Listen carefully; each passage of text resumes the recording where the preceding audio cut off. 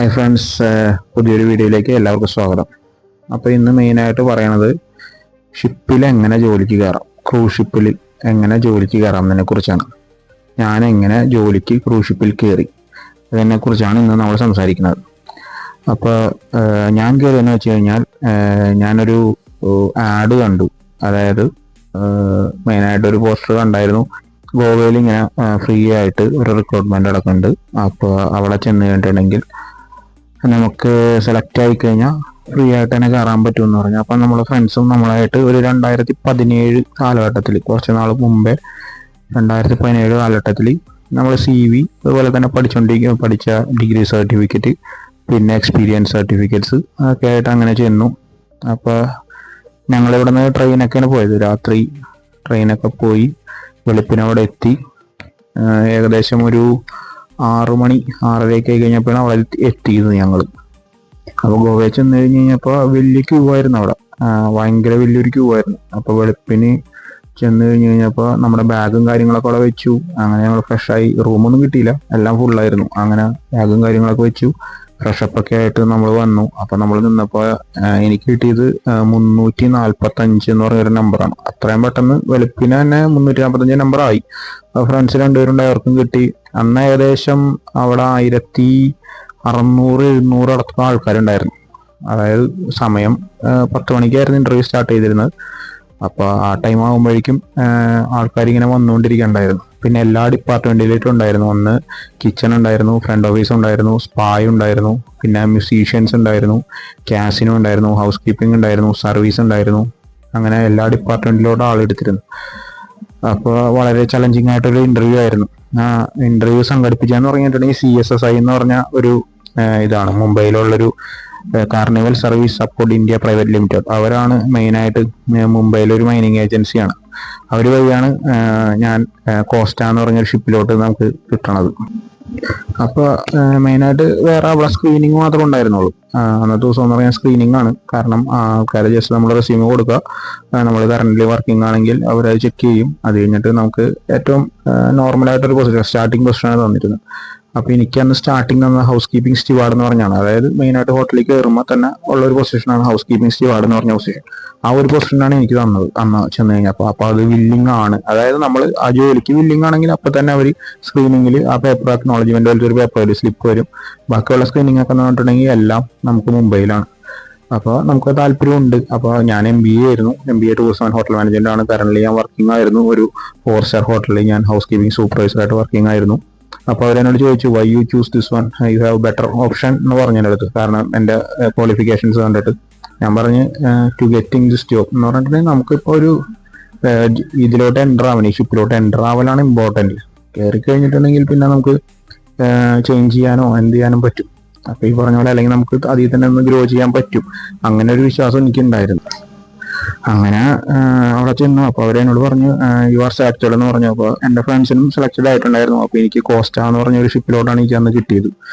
അപ്പോൾ ഞങ്ങൾ എല്ലാവരും ഹാപ്പി ആയിരുന്നു. അന്ന് തന്നെ നമ്മൾ തിരിച്ചു വന്നു. അത് കഴിഞ്ഞിട്ട് നമ്മളോട് പറഞ്ഞു മുംബൈ ചെല്ലാൻ പറഞ്ഞു. അങ്ങനെ മുംബൈയിൽ ഓഫീസിൽ ചെന്നു നമ്മൾ. അതാണ് CSSI കൂർലയിലാണ് ഓഫീസ്. അപ്പോൾ അവർ ഓഫീസിൽ ചെന്ന് കഴിഞ്ഞപ്പോൾ ബാക്കിയുള്ള ഇന്റർവ്യൂസ് റൗണ്ട്സ് കാര്യങ്ങളൊക്കെ അവർ തീർത്തു. അത് തന്നെ അവർ മെയിനായിട്ട് ചെയ്തെന്ന് പറഞ്ഞിട്ടുണ്ടെങ്കിൽ ഒരു GD ഉണ്ടായിരുന്നു, ഗ്രൂപ്പ് ഡിസ്കഷൻ ഉണ്ടായിരുന്നു. അത് കഴിഞ്ഞിട്ട് പിന്നെ വന്നെന്ന് പറഞ്ഞിട്ടുണ്ടെങ്കിൽ HR ഇന്റർവ്യൂ ഉണ്ടായിരുന്നു, നോർമലായിട്ട് എല്ലാവരും ചെയ്യണ പോലെ തന്നെ. അത് കഴിഞ്ഞ് HOD ഇന്റർവ്യൂ ഉണ്ടായിരുന്നു. അത് കഴിഞ്ഞ് കഴിയുമ്പോൾ പിന്നെ നമുക്കൊരു മെർലിൻ ടെസ്റ്റ് എന്ന് പറഞ്ഞ ടെസ്റ്റ് ഉണ്ടാവും. അതിൽ 100ൽ ഒരു 80 മാർക്ക് വേണം നമുക്ക് പാസ്സാവാനായിട്ട്. 80 മാർക്ക് കഴിഞ്ഞിട്ടുണ്ടെങ്കിൽ അവരത് ചെക്ക്, അത് അങ്ങനെ ഫിൽട്ടർ ചെയ്താണ് ഒരു ആൾ എടുക്കുന്നത്. അങ്ങനെയാണ് അവർ ആൾ എടുത്തോണ്ട്. അങ്ങനെ മെർലിൻ ടെസ്റ്റ് കഴിഞ്ഞപ്പോൾ അവർ നമ്മളോട് പറയും സെലക്റ്റഡ് ആയിട്ടുണ്ടാകുന്നത്. അപ്പോൾ നമ്മൾ ഓരോ ക്യാബിൻ പോലെ ഒരു റൂംസ് ഉണ്ടാവും, ഒരു ഹോള് പോലെ. അപ്പോൾ അതിലോട്ട് നമ്മളിങ്ങനെ ഇന്ന പേര് വിളിക്കുന്ന സമയത്ത് നമ്മൾ അവിടെ ആ റൂമിൽ പോയിരിക്കുക. അപ്പോൾ അതിൽ നിന്ന് അങ്ങനെ ഓരോന്ന് ഫിൽട്ടർ ചെയ്ത് നമ്മളെ ആളെടുക്കണം. അത് കഴിഞ്ഞിട്ട് നമുക്ക് അപ്പോൾ തന്നെ ഓഫർ ലെറ്റർ അപ്പോൾ തന്നെ എഴുതി തരും. എഴുതി തന്നു കഴിഞ്ഞിട്ടുണ്ടെങ്കിൽ പിന്നെ അടുത്തതെന്ന് പറഞ്ഞിട്ടുണ്ടെങ്കിൽ നമ്മുടെ മെഡിക്കൽസ് ആണ്. മെഡിക്കൽസ് ആയിട്ട് നമുക്ക് ബാലാജി മെഡിക്കൽ സെന്റർ എന്ന് പറയുന്ന സെന്റർ ഉണ്ട്. അവർ പ്രിഫർ ചെയ്യണത്, കോസ്റ്റ പ്രിഫർ ചെയ്യണത് ബാലാജി മെഡിക്കൽ സെന്റർ ആണ്.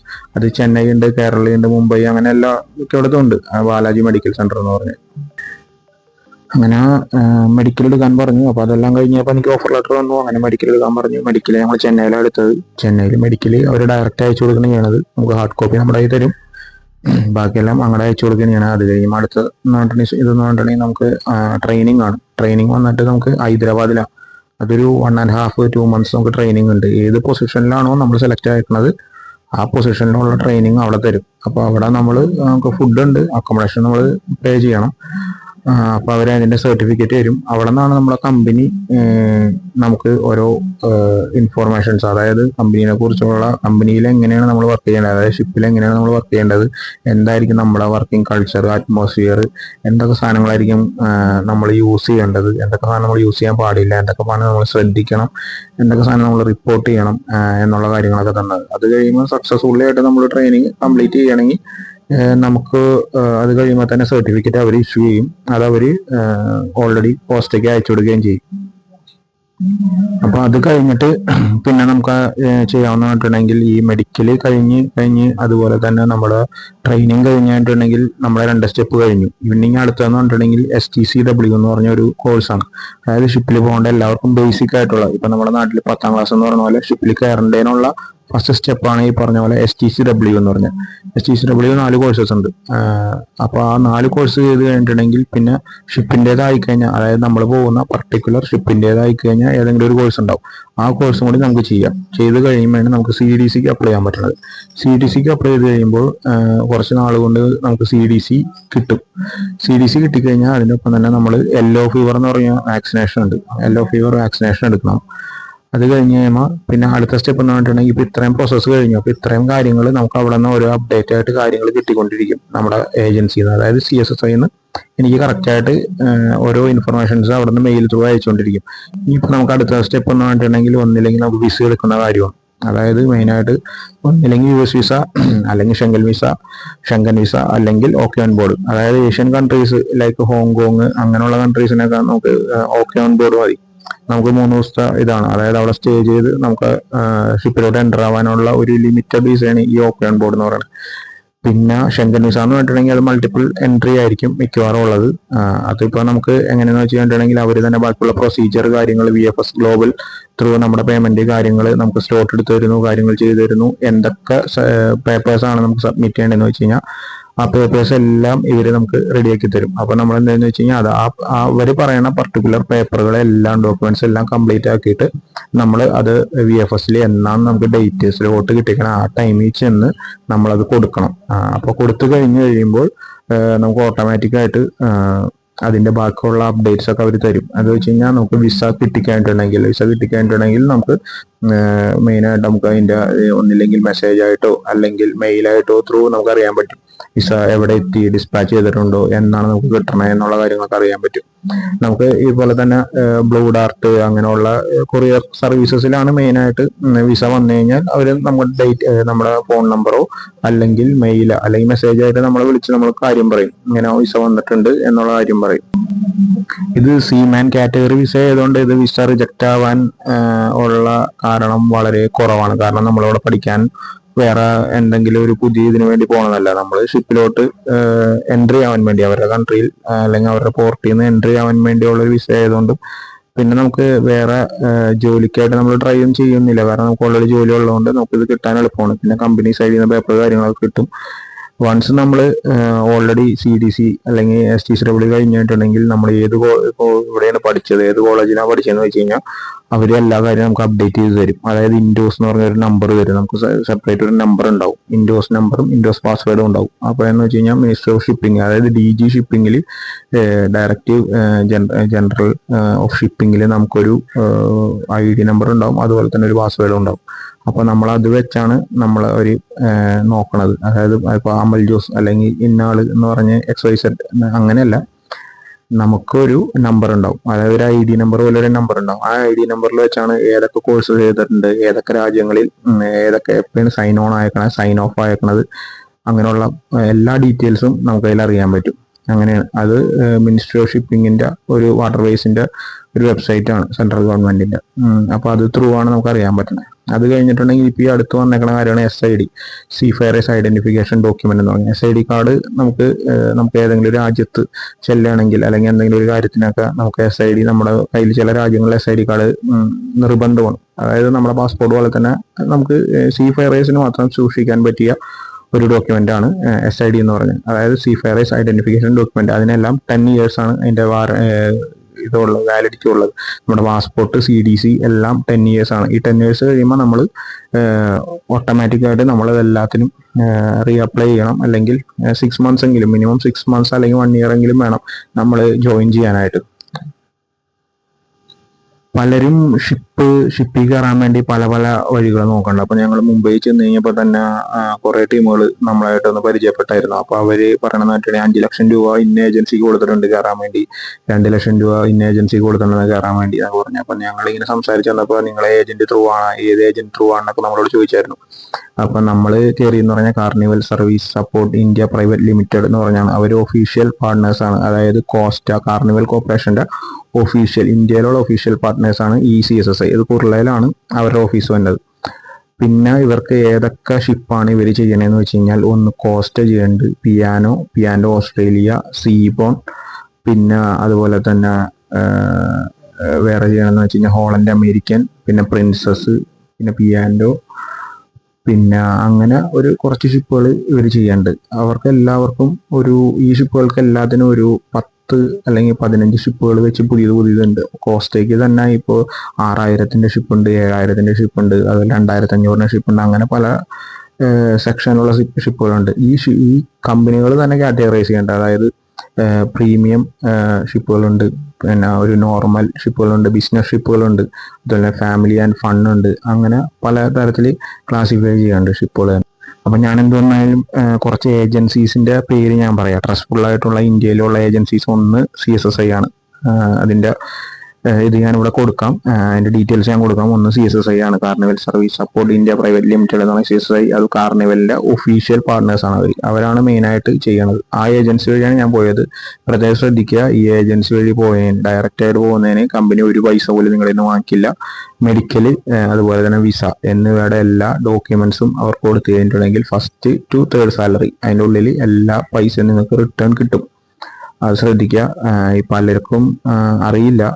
ചിലവർ ഈ പറഞ്ഞ പോലെ തന്നെ എല്ലാം പൈസ കൊടുത്തു പോയാലേ രക്ഷപ്പെടുകയുള്ളൂ, അല്ലെങ്കിൽ പൈസ കൊടുത്തു പോയാലേ ഷിപ്പിൽ കയറാൻ പറ്റുള്ളൂ എന്ന് പറയുന്നുണ്ട്. അങ്ങനെയല്ല, നമ്മൾ നോർമലായിട്ടുള്ള ആൾക്കാരെ കണ്ടെത്തുക എന്നുള്ളതാണ്. പൈസ കൊണ്ടേ കൊടുത്തു കഴിഞ്ഞിട്ട് പിന്നെ പറഞ്ഞിട്ട് കാര്യമില്ല. കാരണം എന്താണെന്ന് വെച്ച് കഴിഞ്ഞാൽ, ഈ ഷിപ്പിലൊക്കെ കിട്ടാന്ന് പറഞ്ഞിട്ടുണ്ടെങ്കിൽ, അല്ലെങ്കിൽ എന്തെങ്കിലും നമുക്ക് കിട്ടിയെന്ന് പറയുമ്പോൾ നമ്മൾ മിക്കവാറും ആൾക്കാർ പുറത്ത് പറയില്ല, കയറി കഴിഞ്ഞിട്ട് പറയാം എന്ന് വിചാരിച്ചിരിക്കും. അപ്പോൾ അതുകൊണ്ടാണ് ഞാൻ പറയണത്. ഒന്ന് കാർണിവലാണ്, ഒന്ന് CSSI ആണ് ട്രസ്റ്റിംഗ് ഏജൻസി, അത് കാർണിവലിൻ്റെയാണ്. പിന്നെ 2 കാമാക്ഷിയാണ്. അത് ഈ പറഞ്ഞ പോലെ തന്നെ മുംബൈ തന്നെ ഉള്ള ഒരു ഏജൻസിയാണ്. അവർ ഈ പറഞ്ഞ പോലെ തന്നെ ഒഫീഷ്യലായിട്ട് ഒരുപാട് ഷിപ്പ് ഹയർ ചെയ്യുന്നുണ്ട്. പിന്നെ ഉള്ളത് ഉള്ളതെന്ന് പറഞ്ഞിട്ട് എയർബോൺ ആണ്. എയർബോൺ എന്ന് പറഞ്ഞിട്ട് ഡിസ്നിയിൽ എടുക്കുന്നുണ്ട്, അതുപോലെ വൈക്കിങ്സ് എടുക്കുന്നുണ്ട്. പിന്നെ അതുപോലെ തന്നെ അവർക്ക് വേറെ പല ഷിപ്പുകളും ചെയ്യുന്നുണ്ട്. അവർ അസ്മാറ, അങ്ങനെ കുറച്ച് ഷിപ്പുകൾ ചെയ്യുന്നുണ്ട്. അവരുടെ ഒഫീഷ്യൽ വെബ്സൈറ്റിൽ നിങ്ങൾ നോക്കിക്കഴിഞ്ഞാൽ നിങ്ങൾക്ക് കാണാൻ സാധിക്കും. പിന്നെ ഉള്ളത് ഹിരൺ ഇന്റർനാഷണൽ ആണ്. ഹിരൺ ഇന്റർനാഷണലും ഇതുപോലെ തന്നെ ഒഫീഷ്യൽ പാർട്ട്നേഴ്സ് ആണ്. അവർ ഇതുപോലെ തന്നെ മൈനിങ് ഏജൻസിയാണ്.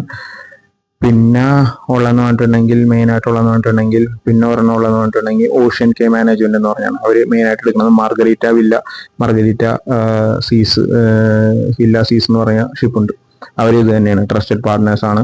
അവർ ഈ പറഞ്ഞ പോലെ തന്നെ ഈ പറഞ്ഞ ഏജൻസികളെല്ലാനും പൈസ ഒന്നും വാങ്ങിക്കില്ല, നമ്മുടെ ഡയറക്റ്റ് ആണ്. ഇതാണ് എനിക്കറിയാവുന്ന ഏജൻസികൾ.